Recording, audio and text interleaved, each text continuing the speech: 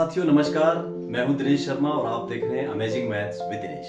आज की इस वीडियो में मैं थोड़ी सी बात आपसे करना चाहता हूं वीडियो स्टार्ट करने से पहले सभी दर्शकों से। देखिए, मैथमेटिक्स को एक किस तरह से प्रेजेंट किया जाता है, एक हौवे के तौर पे। ठीक है, आप सभी मैथ्स पढ़ते होंगे, पढ़ा होगा आपने भी, और आपको भी अपने समय में ये डराया होगा कि मैथ बहुत मुश्किल होता है। जो हमारे सीनियर होते थे वो भी कहते थे कि मैथ बहुत मुश्किल होता है, मुश्किल होता है, मुश्किल होता है, और हमारा माइंड सेट कर दिया जाता है कि मैथ वाकई ही मुश्किल है। लेकिन आज की इस वीडियो में हम जानेंगे और मैं प्रूव भी करूंगा कि मैथमेटिक्स कभी भी मुश्किल नहीं होता।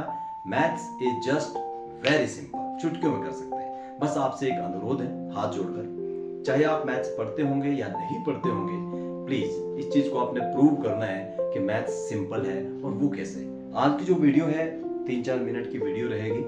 आप प्लीज इस वीडियो को पूरा देखें, और यदि आप सभी को, मैंने पहले ही कहा कि चाहे आप मैथ्स पढ़ते हैं या नहीं भी पढ़ते हैं, यदि ये टॉपिक समझ में आ सकता है तो उन बच्चों को क्यों नहीं आ सकता है जो इस क्लास में पढ़ रहे होते हैं। क्यों ऐसा रूमर फैलाया जाता है कि मैथ्स मुश्किल होता है, मैथ्स से सब भागते हैं। हमें क्या जरूरत है? थोड़ी सी प्रैक्टिस करने की, थोड़ा सा ध्यान देने की। तो आज की इस वीडियो में आप सभी आश्वस्त करेंगे, और हाँ, इस वीडियो को आप ज्यादा से ज्यादा शेयर अवश्य करेंगे जब आपको समझ में आएगा। और यदि हाँ आपको समझ में नहीं आए तो प्लीज आप इस वीडियो को कतई शेयर ना करें। तो आइए चलते हैं, शुरू करते हैं आज का टॉपिक, जो कि रहने वाला बहुत ही जबरदस्त आप सभी के लिए भी और मेरे लिए भी। आइए, तो हमारा जो आज का टॉपिक रहने वाला है वो लिया गया है क्लास 10th एनसीईआरटी का सिलेबस रहेगा। और हाँ, ये सीबीएसई में भी कवर किया गया है, और हो सकता है उसमें कुछ चैप्टर की डिस्ट्रीब्यूशन अलग हो सकती है। ठीक है, क्लास 10th एनसीईआरटी मैथमेटिक्स का चैप्टर नंबर 7 है, जिसका नाम है निर्देशांक ज्यामिति, यानी कि कोऑर्डिनेट ज्योमेट्री। और ज्योमेट्री का नाम सुनते ही हमारे रोंगटे खड़े हो जाते हैं, अरे ज्योमेट्री, ये तो शायद मुश्किल होगी। हो सकता है किन्हीं लोगों को ये इंटरेस्टिंग भी लगती हो। तो ये वीडियो आज उन सभी लोगों के लिए है। यदि किसका इंटरेस्ट है तो और मजा आएगा, और यदि नहीं है तो समझ में आएगा। तो आइए शुरू करते हैं। इसका एक फर्स्ट टॉपिक हम उठाते हैं, एक्सरसाइज 7.1। एक्सरसाइज 7.1 फर्स्ट क्वेश्चन लेते हैं, और फर्स्ट क्वेश्चन से पहले एक फॉर्मूला बताऊंगा और उसके हिसाब से हमने चलना है, फिर बात करते हैं इस वीडियो में आगे। तो जैसा आप देख रहे हो कि टॉपिक लिखा है डिस्टेंस बिटवीन 2 पॉइंट्स, दो बिंदुओं के बीच में दूरी। हमारे पास निर्देशांक ज्योमेट्री जो हम बात करते हैं उसमें बिंदु के ऊपर हम बात करते हैं, रेखाओं के बीच में बात करते हैं, उसके बारे में बात करते हैं। तो बिंदु क्या होता है? एक इस तरह से एक पॉइंट जो है उसको हम बिंदु कहते हैं। जो डॉट हमने यहाँ पे लगा दिया, एक डॉट हमने यहाँ पर लगा दिया। मैथमेटिक्स में कभी भी बिंदु को जो लिखते हैं, मान लीजिए इसका नाम ए है बिंदु और इसका नाम बिंदु बी है, ऐसा आपने बहुत बार पढ़ा होगा। तो जो बिंदु होता है 2 डायमेंशंस की मैं बात करूंगा।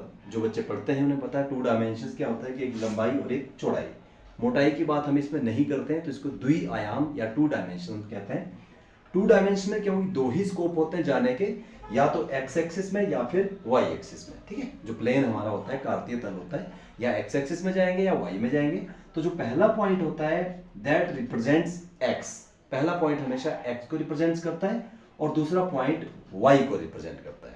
सिमिलरली जितने मर्जी पॉइंट हो, यहाँ पर भी एक पॉइंट है, तो ये भी इसका जो पहला है वो एक्स को रिप्रेजेंट करेगा, और दूसरा जो इसकी निर्देश पॉइंट है, दूसरा निर्देश पॉइंट जो है वो वाई को रिप्रेजेंट करेगा। अब यहाँ दिख रहा है कि ये भी एक्स वाई, ये भी एक्स वाई, तो हम आइडेंटिफाई कैसे करेंगे? बिल्कुल सही आपके मन में क्वेश्चन आया। तो इसको हम क्या करते हैं, इसको हम x1 कर देते हैं, इसको y1 कर लेते हैं, और इसको हम x2 और इसको हम y2 कर लेते हैं। सो अगर हमारे पास कोई तीसरा पॉइंट है तो x3 y3, चौथा पॉइंट हो x4 y4 and so on. सो हमें 4 पॉइंट नहीं लेने, केवल 2 पॉइंट्स के बीच में ये जो डिस्टेंस है, ये हमें दूरी ज्ञात करनी है। आज का हमारा यही टॉपिक है कि कोई 2 पॉइंट यूनिवर्स में कहीं भी, किताब में, ब्लैक बोर्ड पे कहीं भी है, उनके बीच में दूरी कैसे ज्ञात करेंगे mathematically using the coordinate geometry. इतना समझ में आ गया कि 2 पॉइंट के बीच में क्या डिस्टेंस फाइंड आउट करना है? दूरी। और पॉइंट हमेशा आपको इस तरह से निर्देशित किए जाएंगे, उसके 2 मान होते हैं, एक्स का और वाई का, एक्स का और वाई का, दोनों अलग अलग होंगे। ठीक है, तो इसके लिए डिस्टेंस फॉर्मूला करके एक फॉर्मूला आता है, डिस्टेंस फॉर्मूला, या हम इसको हिंदी में कहते हैं दूरी। And what is the formula? देखिए, एक स्टेप मैं आपको बार बार कहता हूं, मैथमेटिक्स में एक सीढ़ी है, स्टेप है, यदि आपने वो की चाबी स्टेप पकड़ लिया ना, जितने मर्जी सवाल आपको करवा लो, ये थोड़ी ना एक दो सवाल उसके ऊपर करेंगे, आप अनेक सवाल कर सकते हैं। तो फॉर्मूला क्या है, x2 माइनस x1 का होल स्क्वायर, देखना इसको याद करना है आपने, प्लस y2 माइनस y1 का whole square under the root, this is the distance formula. ये बहुत महत्वपूर्ण चीज है कोऑर्डिनेट ज्योमेट्री की, 7th चैप्टर यदि आपने समझना है तो बस ये फॉर्मूला आपने अपने माइंड में फिक्स करना है, this is the key. Math में आपको केवल इतना सा याद करना है इस चैप्टर में, क्या कि x2 minus x1 plus y2 minus y1, where is x2, x2 minus x1 y2 minus y1, और उसका स्क्वायर करना है, उनको प्लस करना है और उसका स्क्वायर रूट निकालना है और आपका आंसर चुटकियों में निकलेगा। ठीक है, अभी आपको थोड़ा सा ऐसा लग रहा है कंफ्यूजिंग कि यार ये क्या हो गया, जब लेकिन हम क्वेश्चन करेंगे ना तो आपको सारी की सारी चीजें बिल्कुल क्लियर होती चली जाएंगी और आप बोलोगे मैथ्स इज जस्ट सिंपल। लीजिए हमारे स्क्रीन पर एक्सरसाइज 7.1 क्वेश्चन नंबर 1 यहाँ पर आ चुका है। क्वेश्चन नंबर 1 का फर्स्ट पार्ट है एंड क्या लिखा है कि find the distance between 2, 3 and 4, 1। बिल्कुल ऐसा ही जैसे हमने फॉर्मूला में बताया था। आपके पास एक पॉइंट ए है, एक पॉइंट बी है, इसको हमने अपनी इच्छा से ले लिया, this is A, this is B. A के जो कोऑर्डिनेट्स हैं वो दिए हैं 2 एंड 3 और इसके जो कोऑर्डिनेट है 4 एंड 1। फॉर्मूला में हमने एक चीज सीखी थी कि जो पहला पॉइंट है उसको हमने लिया था x1 और y1 और इसको हमने लिया था x2 और y2, यदि आपको याद हो अभी 1 मिनट पहले। ठीक है, नाउ अब हम लगाने जा रहे हैं डिस्टेंस का फॉर्मूला।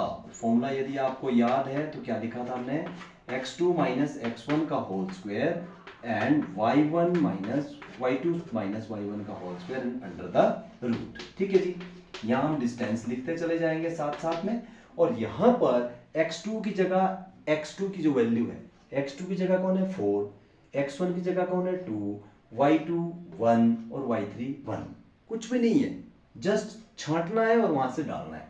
तो x2 कितना है, मैं यहां से डाल रहा हूं, x2 है जी आपके पास 4 माइनस x1 कितना है 2 स्क्वायर हो गया, और प्लस y2 कितना है 1 माइनस y1 कितना है जी 3। कुछ नहीं करना है, मैथमेटिक्स में हम अपने आप से कुछ भी नहीं कर सकते हैं, जो फॉर्मूला बोलेगा हमें वही करना पड़ेगा। फॉर्मूला बोल रहा है माइनस करो, कर देते हैं, 4 माइनस 2 2 का आ गया होल स्क्वायर, और प्लस 1 माइनस 3 करेंगे तो माइनस 2 आएगा। भाई क्यों आएगा, आपको पता है कि 3 किस चीज का है, माइनस का, तो जिसकी लाठी उसकी भैंस होती है ना, इसका बड़ा साइन माइनस है तो माइनस ही आएगा। अब बताइए 2 का स्क्वायर कितना हो जाएगा 4, और प्लस माइनस 2 का स्क्वायर भी कितना हो जाएगा 4 and under the root, and now distance कितना आ गया आपके पास √8। We can say in the last step that distance is equals to 8 unit, या हिंदी में हम इसको कहते हैं मात्रक। मात्रक इसलिए कहा क्योंकि ये सेंटीमीटर में होगा, मीटर में होगा, ये हमें नहीं पता है। कैसा लगा आपको, मैंने कहा था ना maths is just simple. Any question, आपके पास बहुत सारे क्वेश्चन ऐसे आ सकते हैं, जैसे आपने 4 एंड 1 और 2 और 0, 6 4 5 माइनस 2, 6 1 1 6 0 0 1 1, इनके बीच में डिस्टेंस फाइंड आउट करना है। 2 ही पॉइंट के बीच में तो करना है, और 2 पॉइंट का फॉर्मूला आपको दिया गया है, एक को आप x1 y1, एक को x2 y2 मान। अब एक प्रश्न उठता है कि इसमें से किसको x1 माने किसको x2 माने, एज योर विश, जिसको भी आप लेना चाहते हो, इसको पहले लेना चाहते हो, इसको बाद में लेना चाहते हो, देयर इज नो प्रॉब्लम। है तो पॉइंट, और पॉइंट के बीच में हमने दूरी फाइंड आउट करनी है। अब आप मुझे बताइए कि यदि ऐसा क्वेश्चन दिया गया हो, इस टाइप के क्वेश्चन बोर्ड में आते हैं, क्या इस फॉर्मूले की सहायता से ये क्वेश्चन करना मुश्किल है? यदि मुश्किल है तो आप इस वीडियो को कतई शेयर ना करें। लेकिन हाँ, यदि आपको भी लगता है कि मैथ्स के बारे में एक ऐसी अवधारणा बनाई गई है कि मैथ्स मुश्किल है, जो कि गलत है, तो प्लीज़ आपसे आग्रह है कि इस वीडियो को ज़्यादा से ज़्यादा शेयर करें। हर उस बच्चे तक पहुंचना चाहिए ताकि उसे लगे कि नहीं, मैथ्स इज जस्ट सिंपल।